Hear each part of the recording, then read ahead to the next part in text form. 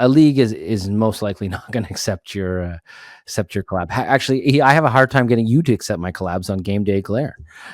Depending on the Yeah. day, because you're so busy. Then you text me, "Oh, sorry, I'm only seeing this now." Now I know. Now I know. I just have to WhatsApp you because you'll answer that call no matter what. No, I still haven't answered. I'm in the process of blocking them.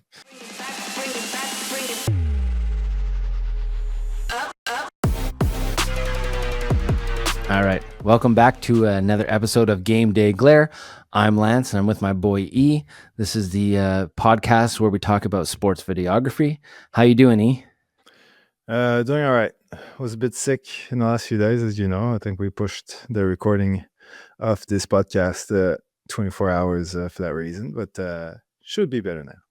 Yeah, it's true. We're out of our normal time slot. Like with me and E usually do this on, we have a designated time, but E was sick because he was too busy partying out in Miami, eh? So it happens when you leave Montreal and you go abroad, E. No, the trip was fun, but I'm not sure if the two are related, though, because there was sort of a 24-hour gap between me coming back and me getting sick. So, yeah, I'm not too sure what happened, but did a couple of COVID tests. It wasn't that, so who knows? And no sports videography down there, just an actual vacation, unplugged from everything. Yes, definitely. Good. Oh, you need that sometimes, because especially when you're creating content all the time, it's easy to get burnt out. It's easy to, be overwhelmed, and you have to unplug sometimes and get off social media and all that. And now I'll tie that into today's topic, which is to post or not to post. That is the question. Now, what we're going to be talking about today is who has the rights to your footage? Who actually owns your footage? Because we all want that recognition, but sometimes we film stuff where we don't have the rights to that footage, or it doesn't feel right to share that footage. So that's what we're going to talk about today, because we figured it would kind of be a good subject to hit on, because there are no right or wrongs depending on how you look at it. You could have a client situations. Yeah, there's different situations, context, all that stuff. Yeah. So we want to kind of go through that and see, kind of make a debate about it and kind of figure out when we should post stuff from a client or when we shouldn't. That's what we're going to be talking about today. I like it. You like it? All right. So first up, how do you maneuver when you're working for a sports team if you're allowed to post that footage? Well, I think if you're an employee, if you work for a team or for a league, first of all, I hate to break it to you, but you don't own anything. Even though you're the one filming, if you're hired by someone, you're working full time for them, then the entity, the company that hires you owns that footage. So it's up to you to discuss with them. I think like different teams, different leagues deal with that stuff differently, and I think some teams will not be happy with their staff just going willy-nilly and sharing content and posting stuff on their own Instagram as if it was theirs. Others don't care. And others will have certain rules, like you're allowed to do certain things, but stay away from this, and that. So it's definitely, if you're a videographer, a sports videographer, you're working for a team, and you want to be posting content because you're proud of the shots that you film, and also probably because I'd say probably 80% of what you film doesn't even end up in any video. But there's still great shots, so you're happy to put them on your Instagram to show other people, or just as your portfolio or whatever. Definitely have a conversation with your manager or someone there to make sure that everybody's on the same page, because it is technically this footage isn't yours, so you should ask permission. That's what I think anyway. What do you think? I think you answered everything right there. I think the episode's over. Everything's nice and clear now with that one statement. It's really tricky. Like when you get hired by a sports team, usually you'll have to sign a contract. So you'll have to read that contract and see what is in there. Now, if you're working for the NHL, say compared to the CFL, there's going to be different rules for you. So you got to really find out what you are and are not allowed to do. but it's hard because you wanna show that stuff, and like you said, like, 80% of the stuff you film will not make it into any of those videos, and you wanna build your own portfolio, you wanna show that stuff. So, hopefully, with the people you work with, you gotta communicate and say, "Okay, can I share some stuff? Am I allowed to show this X, Y, and Z shot?" Or come up with guidelines, maybe like a timeline, like, if the team plays this week, well, as of next week, can I start sharing some of the footage? I would definitely share stuff they posted for sure. But it's not the same, right? It's not the same. Us as creators, we want to, sometimes when you get a good shot, you have to leave it on the editing floor and doesn't make it. So that gives your shot that you really like a second chance. So you have to talk to them and see what you can show. But like, how would you build your own brand when you can't show um, say you're working for the NHL and you can't show their footage or you can't show what you filmed there. How do you build that brand doing that? Because it's pretty tricky, right? You got to guess behind the scenes stuff, or how would you attack that? Well, the thing is, if you're an employee, because I like the way I Yeah, was I'm saying talking you're a full before, I time was employee, not assuming not a you're a freelancer. full-time employee. So technically, as you're doing that, as you're a full-time employee, you're not working on building your brand, like, or you maybe you are, but technically you shouldn't be. It's like it'd be the same thing as working full-time somewhere, but still sort of looking for work somewhere else by applying on open jobs and things like that. So technically, if you're an employee, then you're not saying, "I need to build my brand," would I'm not sure would be a good reason enough for an employer to say, "Oh, yeah, you're right, poor you need a brand." Because for them, it's like you're you're working on leaving me for something better. So it's like, why should I pay you for you to work on your next job, you know? So I would probably approach it a different way personally.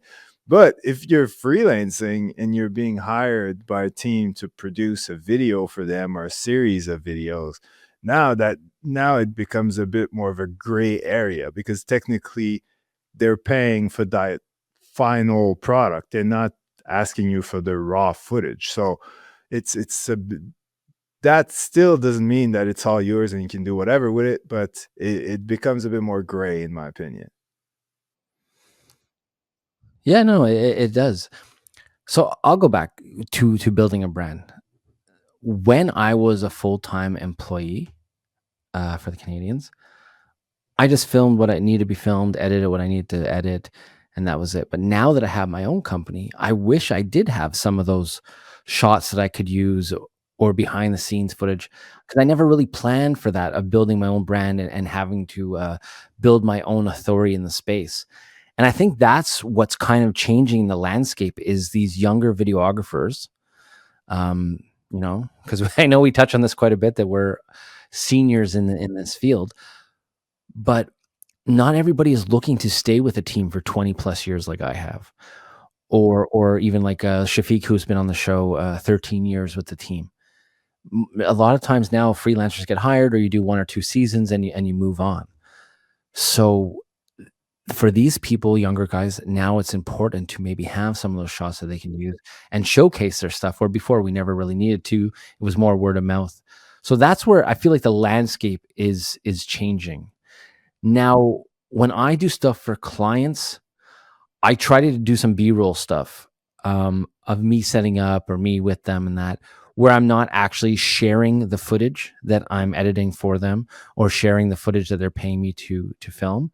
I'm sharing footage of myself, getting ready for the interview and that I could use later on in my videos, so it's not the same footage, but I do tell them like, "Hey, I set up a GoPro here for time lapse, or I have this C camera that's just catching, a wide shot of us." So that's how I kind of maneuver around it now that I'm starting to build my own brand and I'm trying to get new clients by showing them, "Hey, look what I do or look who I've worked with in the past."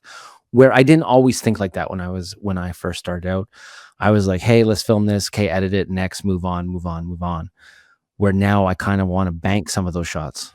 No, no, it's a good point. And you definitely want to keep also like just a bit of a memento of all the cool videos and things like that. And then when you're building a portfolio later on, or just like a reel, a show reel of your best work, than you have it in the bank, sort of ready to go.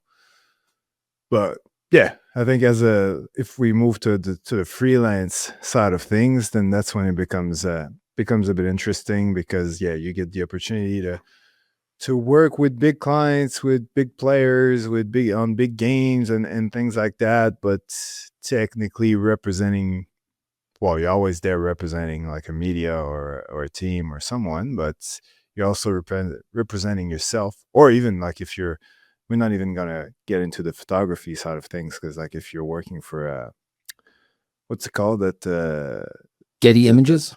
yeah, exactly. So these are all like people that are just basically there by themselves and ultimately just selling their own photos under the umbrella of Getty. But so yeah, that's a whole different beast that I'm not sure I fully understand, to be honest. Well, I do But have 2 friends who do it, so I will reach out to them and maybe we can get one of them on the show, and they can explain to us. Because even me, I have no idea how the photography part of it works. Because photography part's really tricky, like, I could just go online and Google the picture and take it and post it somewhere else, and they get their stuff, like, taken advantage of, I feel like anyway. Video's a little harder to steal, but the yeah, photos are very easy with a screenshot and all that, so there must yeah, be that's true.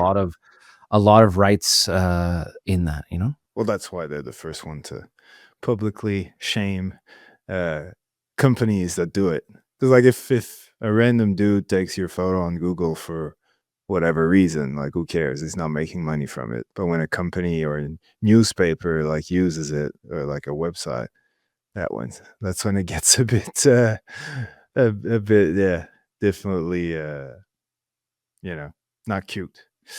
But yeah, for us, I think like if for me when I freelance on an event, if you hired me just to do a video, I understand that technically, like, because it's funny, like it's like technically the footage is mine, but the brand that's being like the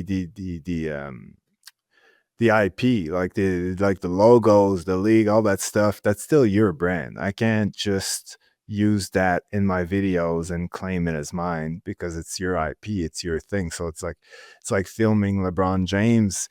It's still a Lakers logo. I can't just because you film, like people think that the copyright claims comes from because I downloaded it from YouTube or something like that. But if I download the same clip from some weird link through Reddit, or if someone sends it to me, then it's going to be good. It's not going to be copyrighted. Like it has nothing to do with, like, you could be filming it yourself in the stands. As long as there's NBA logos, it's still copyrighted. Like that's what that claim at every broadcast when it's a like reproduction of this blah blah blah. Like you can't you can't just use the logos anywhere. The same way I can't just open up a shop and call it like the Nike store and put like photos of Kobe with my the stuff that I'm selling and just Photoshop him using my retail, and like it doesn't work that way. Like so it's sort of the same with footage. Like yes, the footage is mine, but if I'm filming the NBA, I can't just use it to make money and claim it as mine. Like I've been approached by, just like broadcasts, some weird broadcast in I don't know, Russia or somewhere.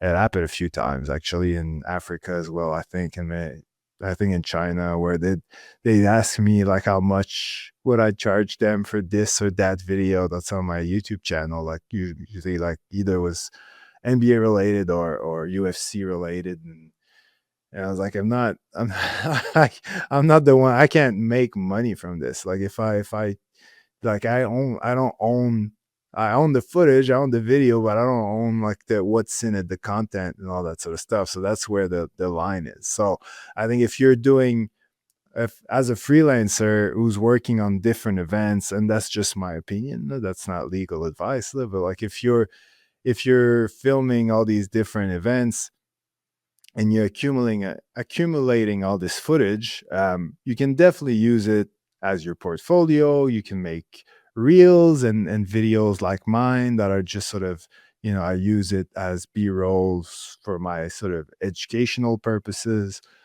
but you couldn't just like show up to an NBA game, do like a recap of a basketball game and just like profit from that on YouTube, or just resell on like, those the websites where you sell footage, like, Artlist and all that.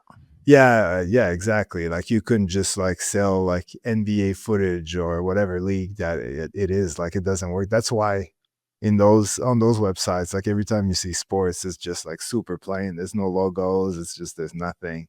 That's why. So, but yeah, so that's my opinion. Like you said, like younger generation, they sort of probably feel a bit different than I do about all this. Like as creatives, we feel like we own everything we create, and like I said, you do to a certain extent, dude. Sorry, it definitely spams like I don't know, some some area Some code I've never heard of. No, So no, I it's some doubt we chick you know met each in other. Miami. It's some chick you Oh met in yeah, Miami. exactly. She tracked you down through our podcast. Thanks for listening, by the way. I appreciate it. First of all, there's way too many numbers, and second of all, it's a WhatsApp call, so it's not. It's Uh, already two red flags right there. Anyway, I lost my train of thought, but I think, yeah, what I was gonna say is that I know that younger creatives like get, you created your stuff and it's yours, and you want to claim it as yours, and to a degree it is, but it depends what you're filming, basically. What do you think? so I have a lot to think about on it. So I have gotten in Hope so. I've trouble been talking for an before. hour. That's it. No, no. I got it. One time I filmed for a higher end client, a sports client. I did some interviews. They hired my company to come in and do the interviews. So I did like a time lapse of me setting up the lights, setting everything up, have the player walk in, I mic him up. We ask all the questions, all that, and he goes away. So I did like a quick little reel of me setting up the lights basically, and me miking up the player. He says his name, and that's it. And then it ends. And I actually got a call saying like, "Hey, we don't appreciate you sharing that. Um, you gave it." They basically thought that I was giving away a secret that he was doing an interview for, but I never showed the interview, and it kind of bothered me because I was like something that I thought was innocent. Because I was looking at more as I'm promoting myself, I'm promoting my company. I have this high end athlete. So I'm showing that, I work with athletes. I'm showing that I'm professional. I'm showing that I'm the lighting setup. I'm showing all that stuff. But they took it as if I was ruining a secret that he was doing an interview for somebody. So right away, I learned that I was hired by them. I should have maybe asked them, hey, is it okay if I do this? Or I'm doing this time lapse too of me setting up the lights and all that. I guess it would have been fine if I never put the athlete in the video. But I put the athlete in the video because it kind of makes the video more credible, right? So that was my train of thought, but I didn't think there would be backlash on it. So it helped me learn that, like, hey, I can't share everything, even if it's not the video. Like, I never showed the raw video. I never re-edited like the way he was saying to make it sound like he was talking about me or anything like that. But they didn't appreciate that I shared content with their athletes. So it, we fixed it. It wasn't a big deal, but it was still something like you don't want to, as a freelancer, you don't want to have those phone calls where a client calls you and they're pissed about something that you shared on social media. So I always try now to clear that up right away. Like, hey, I'm going to do this. I have this idea. I'm going to film this at the same time. Is it okay? And then maybe sometimes they're like, yeah, but share it after. Like maybe if I would have shared it after we released the clip of him talking, then they wouldn't have been upset. But since I released it before they shared the clip of him talking, then I'm assuming that's why they were upset. So that was probably one of my mistakes where I was like, didn't think it would be a big deal and became a big deal. So now I always double check when I can share stuff. Now I will share videos that I edited, and I'll always that say a team shares. I'll always share that, and I'll write a blurb with it to kind of share my social media. Like, hey, I did this video. Here, look at the final edit. But I'm sharing it from their site, so they're getting the credit. And then the only people that know that I edited are their friends, are my friends, right? Now, in college sports, I feel like it's a big issue because you're filming for these high-end football teams, basketball teams. They're doing a lot of creative stuff, but people aren't getting credit. Like, people want, like, I see this is how we kinda started this conversation, righty? We saw a post online where someone was saying, "How come this person isn't getting, a credit for this edit?" But then I was thinking about it. In college sports, most of the time, it's people who are doing, like, communications or film or video editing and stuff like that, that are doing these videos. So it's part of their program, their curriculum. So I don't know if they should be getting credit for it or not, but I feel like if they're on a scholarship, or if they're getting an education, then it's kind of fair trade. If you're editing and they're sharing it, yes, it's getting thousands and thousands of views. They don't need to put this video was done by E or this video was done by Lance. They're just sharing it from that NCAA school. Now you could reshare it and tell everybody you did it, but they don't need to tell everyone that you're doing it, because at the end of the day, you're there for 4 years, and then they're gonna have someone else come in, and it could be part of your program, part of your, you know, schooling, your grading.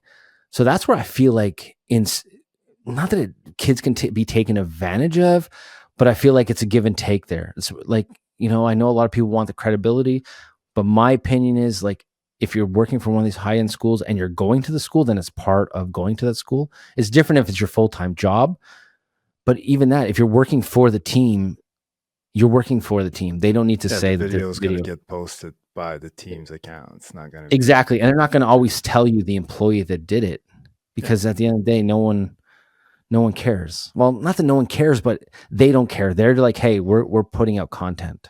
This is what we're doing. We're showing off our sport, our team."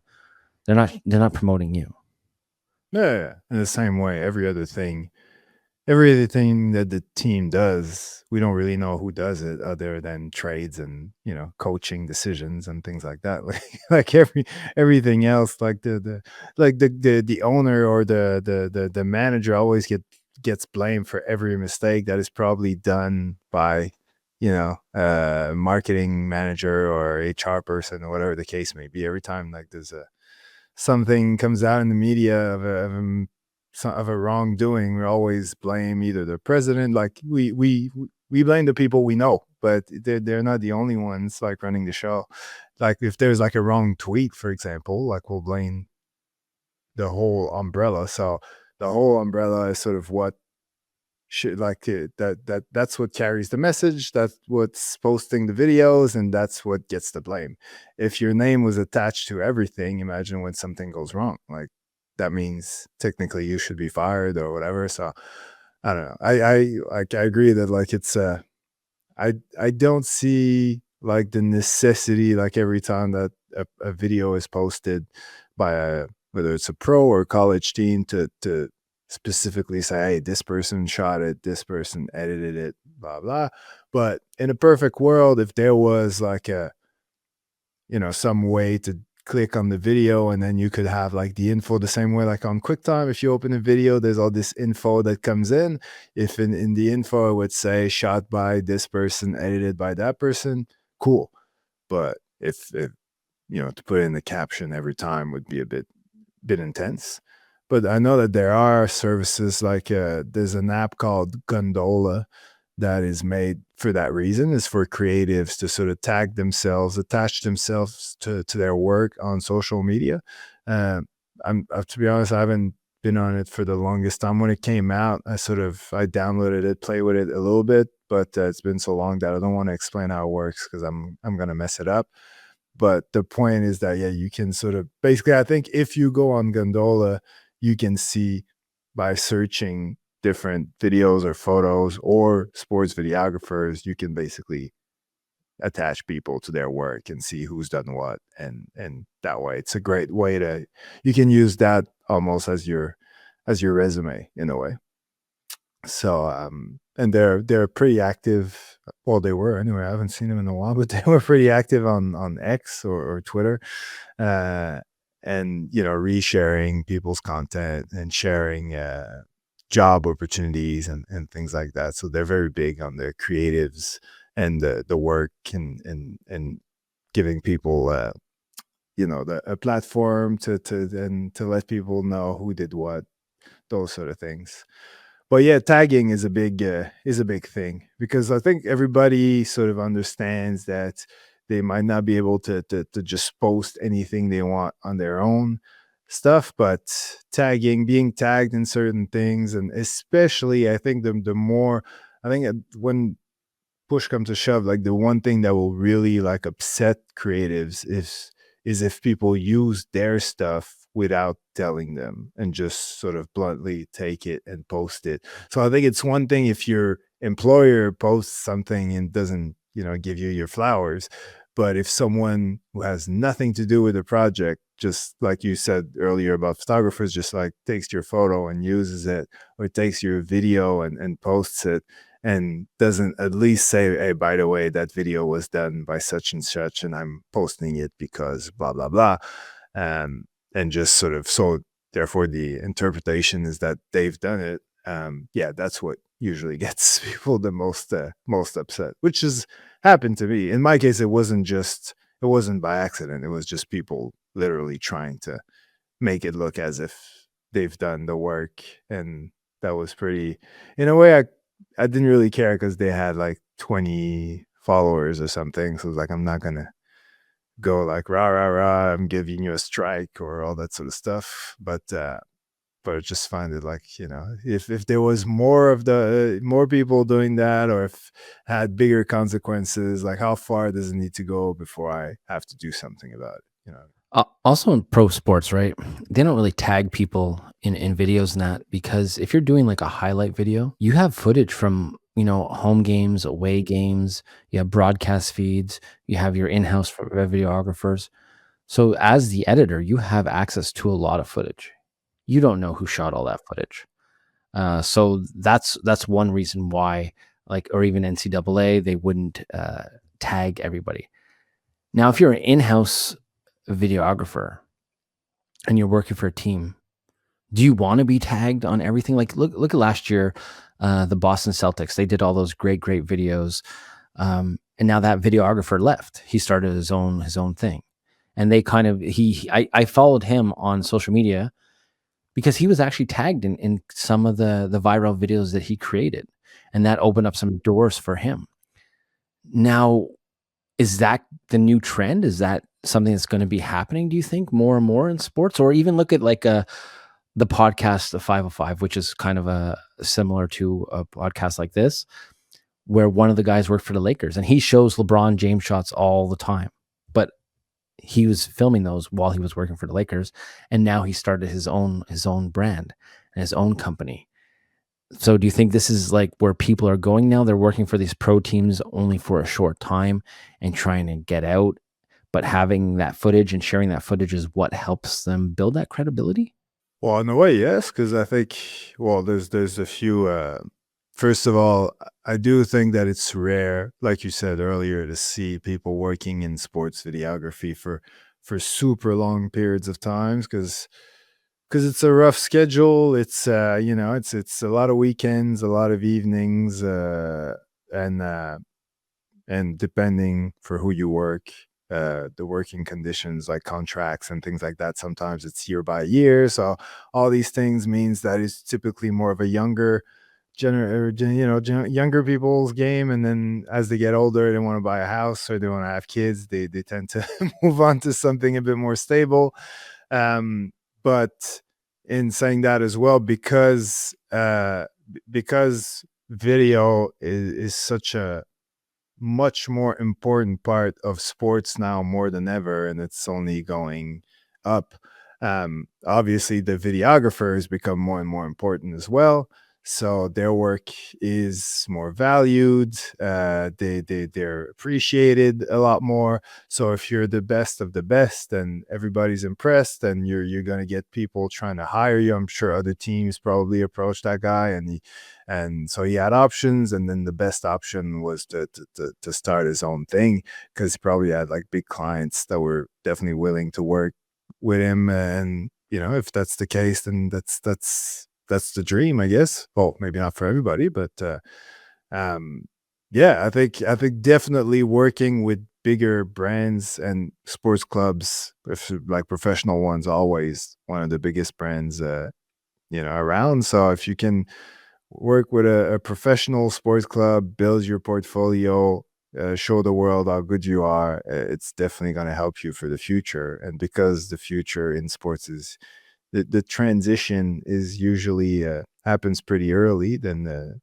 it's probably good for us. But you can always stay in sport the entire time. You just well, if you want to. But yeah, usually people adjust as they get older, as I did. That's why I'm I'm a YouTuber now. I did too. I wasn't planning on working in like doing corporate video stuff on the side, but Mhm. it kind of led to that route. Sports is fun, but you know what? When you have that grueling schedule, you're on the road all the time. You're filming practices, then you're filming games, and you got to turn over clips right away. It's a lot, and then Yeah. to find the time to share those clips on your own social media, I don't have time for that. Do you? No. Well, the thing is, if you can work for a team that is so big that they have like a sports videography team, that probably means that not everybody on that team is traveling. Not everybody on that team has to be filming all the time. So that's probably a situation where you can, have a comfortable, stable sort of position where you have a 9 to 5. You're probably more focused on editing. So those jobs exist, but for the most part, it's usually what you just described. So people tend, after doing that for like 10 years, start thinking, man, a 9 to 5 with my weekends all open kind of feels Like you bet. seem Well, look when you and I did Habs TV. Okay, so we both did a stint of it. We were a one man show. So we were filming practices, filming highlights sometimes at games, filming scrums, go, go, go. Now, back then, social media was completely different. We weren't allowed to share those clips. We weren't allowed to share anything. We wouldn't even really take there was pictures. nowhere to share it to anyway. No, well, there I was don't think Facebook and all that. It was all there. It's just it wasn't. it wasn't Yeah, yeah, video yeah. though. Sure. Not as big. Yeah, there was video. There was video, but not as big. Instagram, no. Instagram was still photos, but okay, even that, we never even really took photos of ourselves in those intimate settings, in those player settings with players. It was all frowned We didn't upon. have smartphones. And that's it. Nowadays, it's more relaxed. Like people are more willing to share and are allowed to share more. Now, do you see this trending where it becomes even more sharing, or do you think it eventually reverts back to less when you're working for a pro team? Oh, I think it's gonna be more because like that's one of the it's more and more accepted to for by the teams to just they know that the videographers they want to be able to post stuff and in a way it's kind of a way to promote the brand as well. So it's not negative. And so it's all plus more people sharing content, the better the better the brand is going out unless you're doing it in a bad way. But so I think the more and more the teams are comfortable with it, the leagues are as well. I know when I did stuff for the CFL, I think they're pretty easy to deal with that sort of stuff, and many other leagues are too. So it's definitely going in that direction, and people definitely are sharing more than ever because they love to do it. And so I often say, like, if you can't tell people that you've done something, then that thing didn't happen. So it's like people need to show like what happened so to make sense of it. So we share everything, we post everything, and it's just gonna go up because there's gonna be more platforms to share it on. So yeah, I definitely think it's going up for a multitude of reasons. So for me, filming in a broadcast environment, I can't really share like Mhm. when I get a big highlight. Well, I could maybe ask for the clip after from from the studio or something like that. But at the same time, if I shared clips after every game I went to, I feel like people will get annoyed after a while because I'd be constantly sharing the same thing. But Probably. that's just my personal feeling. But I guess not in my work portfolio. Like we're sharing game day glare clips all the time, every day. We're sharing clip, sharing clip, sharing clip. So I guess it's not really that different if I share a hockey clip every day of a goal or a big hit. It's just the way that I look at it, and I guess because I'm not there, because we grew up not being able to share that content all the time, and I don't also want to be like, hey, look at me, look, I work, I get to film the game, I get to film the game. No, that's a good point. So what do you think, like, what's the ideal situation if, like, you filmed, like, a video for a professional team, the video's been posted, how you then parlay that into showing everybody your work? Do you just reshare the video and, repost it and then sort of caption that that's my latest work? Or do you share it, straight, take the original video that you exported and post it on your platform, maybe after they posted it, so it's not, you didn't ruin their exclusivity, or like, how would you approach that?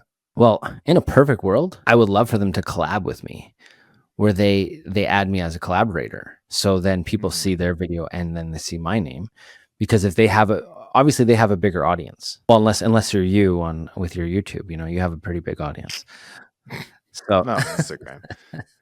so Depends what platform we're talking about. that's it. So ideally I would love for them to collaborate. If not, um I think I'd do both. I think I would reshare their video, and then I think I would repost too. If I was allowed, because I'd share it in my story, and I write that I created it, and then I'd share it in my I'd share it on my profile too. Because the story is only 24 hours, so it's okay. I'll share what they want, let everyone know that I made that, and get my recognition. But at the same time, I share it on my actual profile, so it stays there longer. So if someone in the future looks at my profile and is thinking of hiring me, they'll see that video there, and it'll live there too. But I will tag them in the post.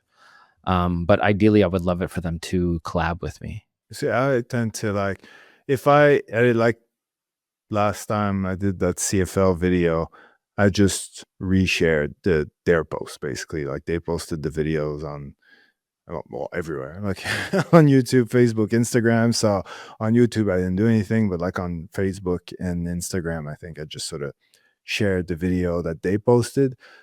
But, if I was to do my own edit, like, sometimes people like to do just like a little, whether it's a A highlight, remix.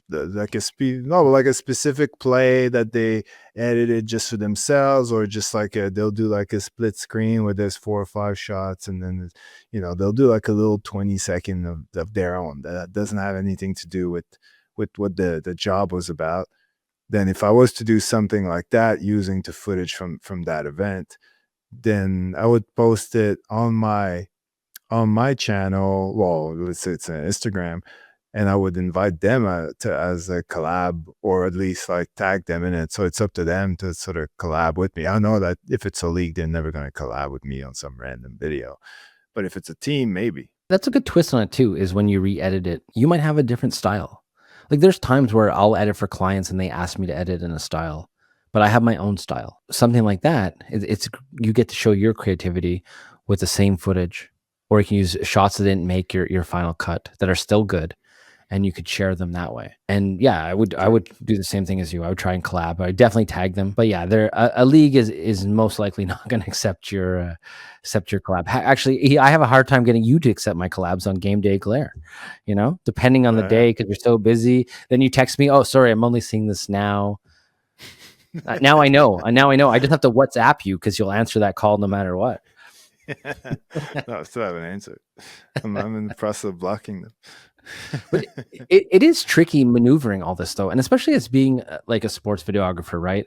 Because you're trying to get exposure, you're trying to get clients. We don't know all the rules all the time. We don't have all the answers all the time. So it really varies from project to project. Yeah. Like I'm sure if you filmed for somebody at the beginning of the year and then you edit it later in your demo, they're not going to care. But if you share like a crazy highlight the same night that they're going to share highlights from that game too, then yeah, there might be a conflict. So I Yeah. would definitely timing Yeah. timing I think is Yeah, really key, timing is especially in huge. sports. Yeah. Yeah, no, I agree. Timing is huge, and communication. Just have a conversation about it. What's allowed, what's not allowed. There's certain things like when you film that, like a lot of the times people will say like, I'd rather beg for forgiveness than ask for permission, and I'm definitely one of those people. But with that, it's a bit trickier. Like it's like so like I'm more like that when it comes to filming, getting the shot sort of thing. Like, am I allowed to go in the field? Not too sure. So let's just go and be told to get off, because if I ask, I'll probably never gonna get that shot. At least if I don't ask, I got a chance. So, but when it comes to social media, because it's posting in front of the world and blah blah, that becomes a it can get very messy if you did something wrong that you weren't supposed to do. So, especially if it's your full-time job, if you're freelancing, it's like, oh, sorry, I didn't know, blah, blah, no harm's done. But they'll probably ask you to delete your post, and that'll be the end of that. But if you're an employee, then everybody's going to be looking over your shoulder every time you're on your computer. Like, Yeah. it's one of these things where, yeah, you don't want to be that guy. So by having a conversation, everything's clear. And these days, anyway, that conversation's been had before, like for many years. So it's not, like I said, like I doubt that you'll work for any organization that's going to say, nah, you can't post anything. It's completely unprofessional for you to do so. Like, there'll be a way to sort of do your own thing. We'll just have to make sure that it's within the rules that will allow you to keep your job.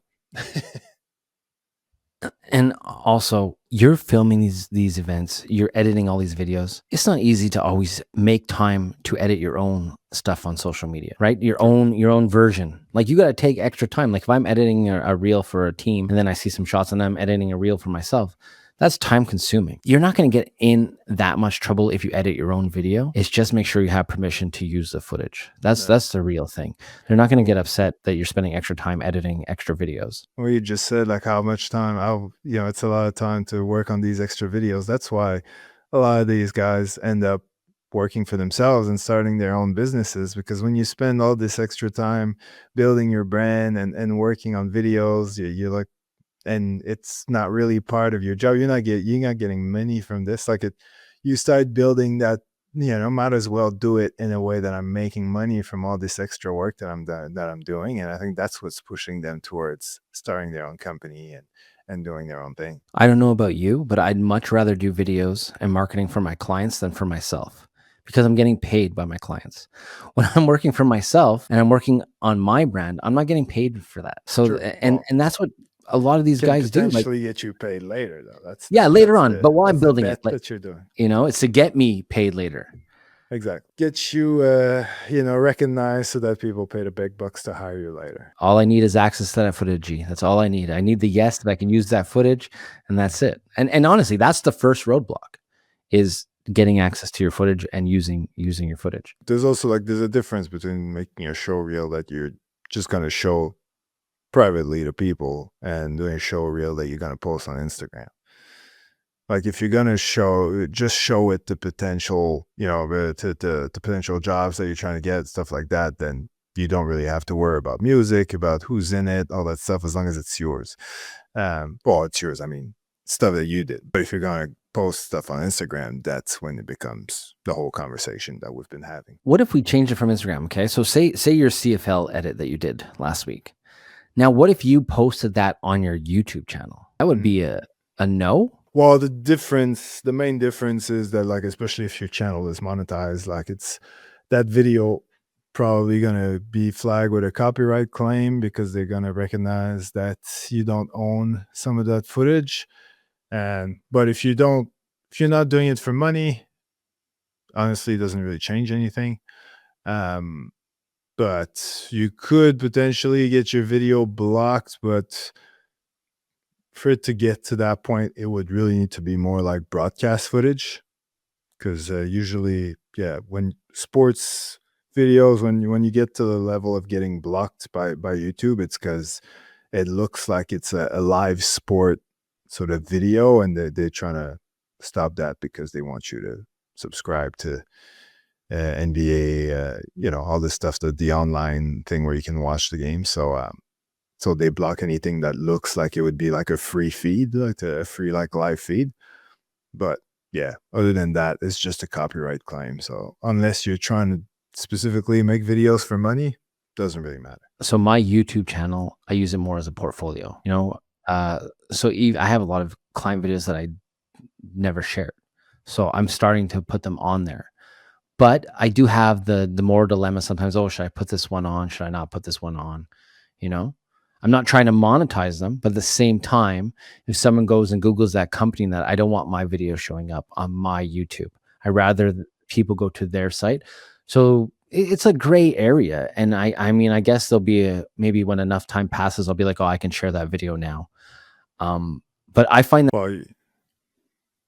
By by using the YouTube channel itself as a portfolio, like, do you just send the YouTube channel's address and say, "Look at all the videos that are there"? Because if you're sending, like, specific videos, you can always just keep them, unlisted. I do have a couple that are unlisted. I do have a couple that are unlisted. But yeah, like I'll send out my YouTube link, or even on my website, I'll put my, you say top 10 videos. And if you want to see more, there's a button and it brings you just to my YouTube page. But these are all things that, since, we're talking about branding a little bit too, I'm constantly branding. So are you, right? We're trying to build our companies and trying to build our authority. And that's how I do mine with YouTube. I'll share client videos and stuff on there. Oh, that makes sense. But I don't always ask them for permission, and now it's something that I started doing, was saying, "Okay, when the final product's done, you guys put it on your LinkedIn, put it here. I will put it on my YouTube also after." And I let them know that I'll do that. Yeah, it's a good thing. Yeah, no, because I see what you mean. Yeah, if they go on YouTube and they see the entire video and it's posted somewhere else, it looks a bit weird. Yeah. That's it. Well, because they want it on their website. They want people to go to them, and they're hiring me for that reason, right? So me having on my YouTube, it has to just be part of my portfolio. It's not doing anything for them. It's just doing something for me. So I have to explain that's why I'm putting it there. Yeah, exactly. Otherwise, if you're not gonna have that conversation, what people typically do is just have like a show reel video where there's parts of like several videos. That way, it doesn't really look that's understandable. They won't say anything. But if it's the entire video, that's when you probably need to have just a quick approval. In a show reel video, you can get away with showing like 15 seconds of a shot, 30 seconds of a shot max. I wouldn't go over that for specific things you filmed, but you can show stuff like that. And even in my show reel, I have some famous people, some shows, stuff like that I filmed at the Bell Center, but they're not in it very long. So that's how you get away with it. But at the same time, I'm just showing that those people to kind of build my authority and say like, oh, if I filmed Celine Dion, well, then I can definitely film your Ooh. corporate video. That's Yeah. Yeah. Makes so sense. which I never filmed Celine Dion. I shouldn't Oh. have said her. I'm sorry. I'm gonna have people check out Stolen my YouTube. valor. Is he looking for Celine Dion? But I guess that's it about to share or not to share, because there is that gray area, and you have to make a decision and go with it. And worst case, you might get asked to take down your video or to not share that content again. Like the other thing we didn't touch on actually, just real quick, is like when people ask you, I don't know if it fits really in this conversation, but whatever. It's more maybe an extra when the the after dark version. But no, just like when people one thing that comes up often is like you get hired by a client, you do the video, and then after that they ask you for the raw footage, which wasn't really discussed beforehand. And it's like, should I give it to them because they paid me to film that game? Is it, or should they pay extra, or should I just refuse? Or like, because obviously, if people get to that point where they don't know what to do, is because there wasn't any real contract or conversation around that beforehand. And first of all, obviously, the best way to go about it is to have a conversation about it beforehand. But if you didn't, my personal take on it is that if you were paid to film a game and produce a video, and they were paying you for that 1 minute or 5 minute video, then if they want the raw footage, you can definitely give it to them, but they're gonna add to pay at least like a transfer fee, like pay for your time basically, and then a hard like this. I would say, all right, I'll put it on a hard drive and send it to you, and then I charge for the price of the hard drive and for my time. transferring it, which is going to be, not just like $30 an hour, but like, I don't know, $200 or something like that. Just Yeah, like come up a with a flat super, rate. yeah, exactly. So that way, it's at least it's not just, oh yeah, let me like go through the whole, trouble of putting on Dropbox and then dealing with you not being able to use Dropbox and and all these different things. It's like, you want the footage? Technically, you did hire me to film it, but we didn't discuss it that way. So I'm gonna at least make a few $100 off of this. I've had it happen with me, a client not too long ago. I filmed some stuff in March, a bunch of videos. They had a marketing agency they were working with that I was to hand over the hard drive to the marketing agency, which I did. And 4 months later, they had a falling out with the marketing agency, and they reached back out to me to say, "Hey, do I have the original footage?" Which I usually keep backed up. I back up all my footage for minimum at least 1 year. Actually, I tell clients it's a minimum 1 year, but I seem to keep it forever. I don't know why, but Yeah. I should I should have it only for 1 year. I had to compress every file for them to view, and then and I charged them a full day to do that, and that took a while because I had to put it in media encoder and when you're taking 4K footage and you're compressing to 720 just so they could view the interviews, and then they decided, hey, actually, can you do all the edits for me? So I did do all the edits for them, but I wasn't planning on it at the time when I filmed. I was kind of disappointed that I was just filming and handing it over because my contract had ended with them. They went with somebody else after, and then they came back. So it did all work out in the end. But yeah, you have to charge for your time. You have to charge for that transfer fee. Even if they were just going to view it and they weren't going to have me edit it, I still needed to charge just for the encoding and uploading to my Google Drive or whatever, Dropbox, whatever you have. That takes time. And if there's anything that you've learned from all this is communication. It's something that, we didn't always do, but now after a couple of hiccups or you learn from projects, you learn from your mistakes, you will start communicating and asking all these questions ahead of time. And then eventually becomes second nature. You can even include it in a contract, even, hey, I'm going to, keep the footage, or I'll repurpose the footage later on for myself to show that I was at this event. And 9 out of 10 times your clients are not going to have a problem with it. All right. All right. So that's about it. Now, we're not going to do any questions today, but there are two things that I want to talk about. Two quick things. First, Sony. I thought you were coming out with the FX3 Mark II or the A7S4. Nope. Nope. You came out with the Sony A1 Mark II. In Canada, that's like a $9,000 camera. So it's great for photography, but I don't see a lot of people using it for videography. So what's new? So it's 8K downsampled to 4K, so it has a better image. You can shoot 8K natively 30 frames per second, but anything over 30, it's 4K downsized.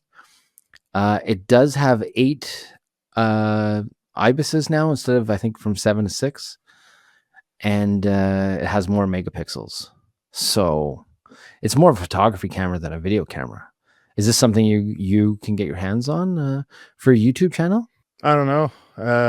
Potentially. I've had a quick sort of conversation, text messages with the Sony rep yesterday, actually, about it.